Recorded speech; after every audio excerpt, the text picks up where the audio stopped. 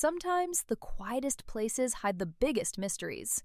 This is the story of the ripple in the ferns, where curiosity leads the way, and one small moment changes everything. Ethan was a boy of cold facts and ticking clocks. In his school's science lab, everything had a place, and every action had a predictable result. While finishing a project late one evening, he found a small metallic disc pulsing with a strange violet light. It hummed like a hive of bees. Curiosity, sharp and bright, overcame his usual caution. Ethan reached out and pressed the glowing center. The world didn't just change, it folded. The smell of disinfectant vanished, replaced by the heavy, sweet scent of crushed flowers and wet earth. Ethan blinked and found himself standing in a forest where the ferns were as tall as houses. The air was thick and warm, buzzing with the wings of insects, the size of dinner plates. He was no longer in the world of clocks and logic. Ethan moved forward, his sneakers sinking into the soft moss. He spotted a group of small, long-necked dinosaurs grazing peacefully on a patch of clover. Wanting a better look, Ethan stepped onto a dry branch. Snap! The sound echoed like a gunshot. The dinosaurs shrieked and scattered into the deep brush. Ethan froze. He realized that even his smallest step was a heavy stone thrown into a quiet pond. "You shouldn't have done that," a voice whispered. Ethan spun around to find a boy hiding in the hollow of a massive tree. The boy looked about Ethan's age but wore a tunic of rough linen and a leather bracelet. On the bracelet was the same symbol as the metallic disc. "I'm Thomas," the boy said, his eyes wide. "Every ripple you make here travels a long, long way." Thomas led Ethan through a curtain of hanging vines. He pointed to a ridge where a sleek, feathered predator paced restlessly. "Because you scared the grazers, the raptor is hungry and confused," Thomas explained. "It's hunting in the wrong place at the wrong time. We have to be silent, or we become the next ripple in its path." As they crept along a stream, Ethan saw a young sauropod calf. It had strayed from its mother and was now trapped in a steep, muddy ravine. The calf let out a high, lonely whistle.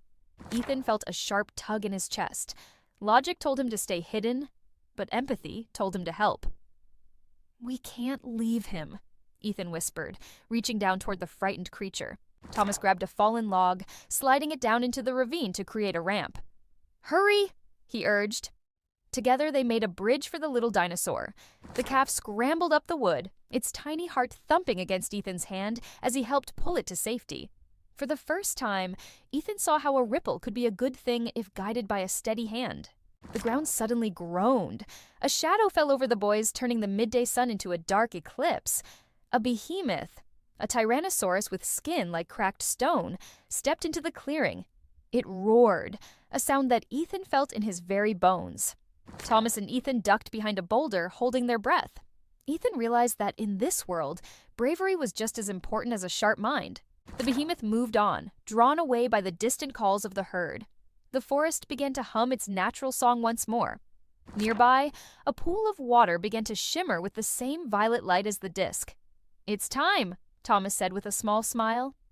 Ethan looked at the forest one last time, realizing he wasn't just a visitor. He was a protector of the timeline.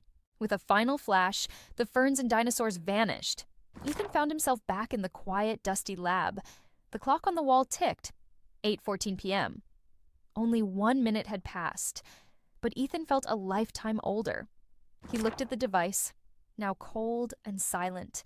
He knew now that every choice, every word, and every step mattered. Not just in the past, but right here, in the present.